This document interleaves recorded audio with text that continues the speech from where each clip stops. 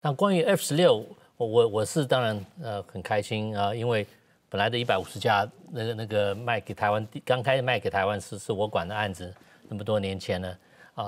到现在这一次 Block 20改到 Block 20V 是一个非常重要的性能提升，因为最主要是它的雷达，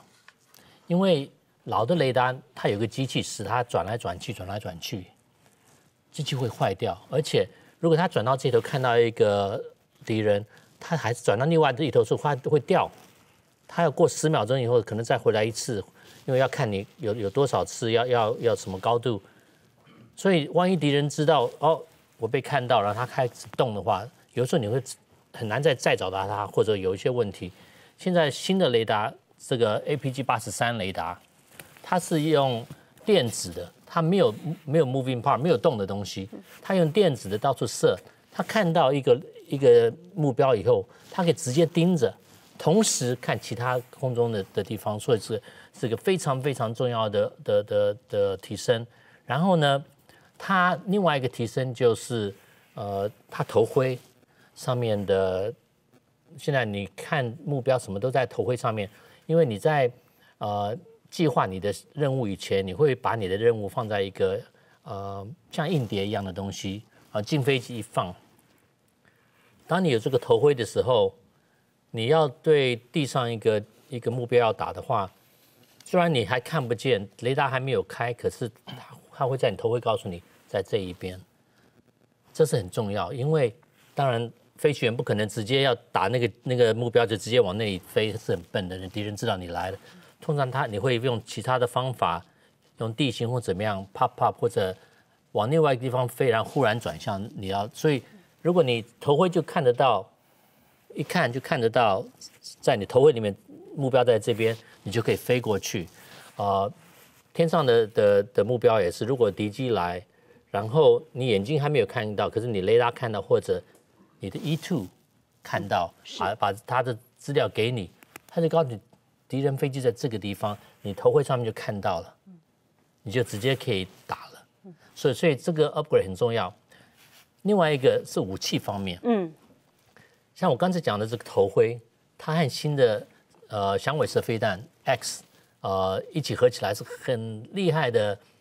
一个武器，因为当两架飞机经过的时候，它速度很快。那以前的 M9 飞弹，它眼睛只能看一个角度，那角度当然是精密的嘛。那如果敌人飞机飞过了，你就打不到了。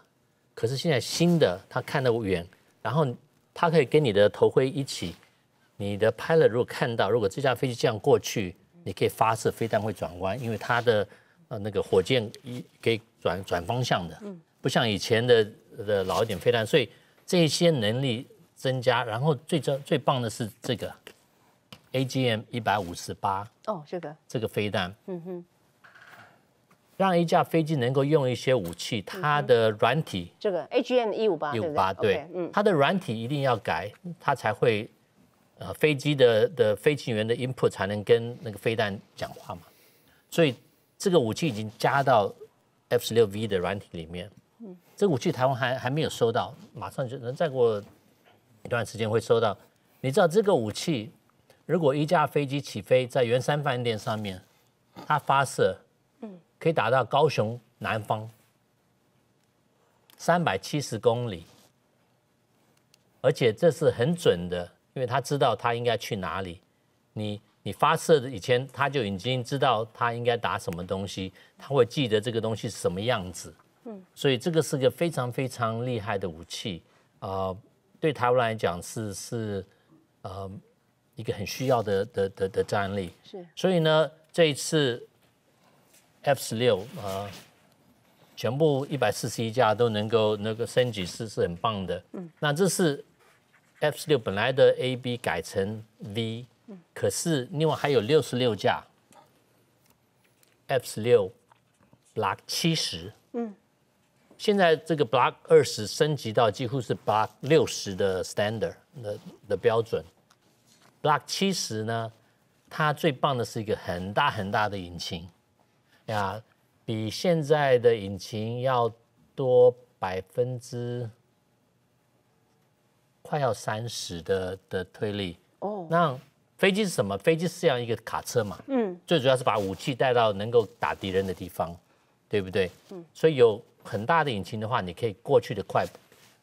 很早就能到很高空上，能够保护台湾，所以这些都是很好的问题。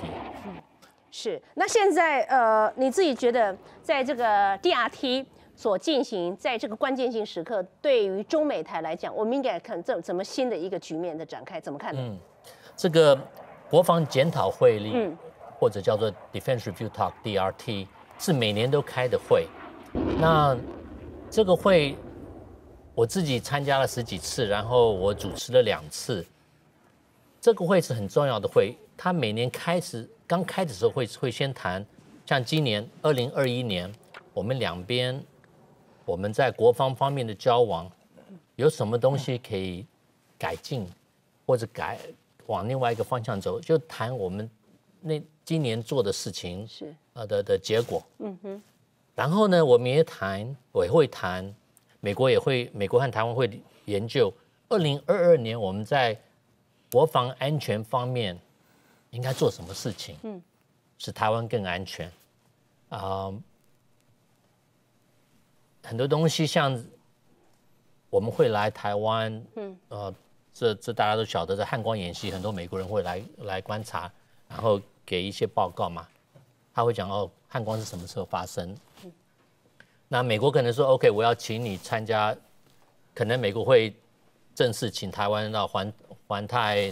太平洋军演，对，在夏威夷，然后中华民国可以说 OK， 我们海军可能派什么军舰，我们会有什么能力来参加。环太演习是很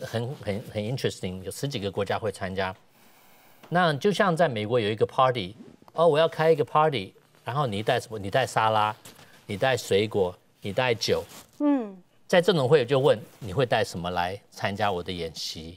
然后你想看什么？如果中华民国想看什么东西是在第3个国家的舰上，或者要跟第3个国家联系的话，美国可能也会帮助说 OK， 我帮你问这个国家能不能在他们的船上放一个中华民国海军的人。所以在这种演习，台湾可以学到很多。所以都会在这种国防检讨会议里面谈到。所以对中华民国国防来讲，这是一个机会，更增加中华民国的能力，国防的能力，因为他有机会谈，当然也会谈到像美国才出我们的中共军力报告嘛，是1个多礼拜前 China Military Power Report， 所以呢，在这个会议里面很可能美国会报。因为这个会议应该在五角大厦的一个会议室，是机密的会议室，所以因为我们这个报告也有机密的一边，所以很可能会报告一些资料不是公开的资料。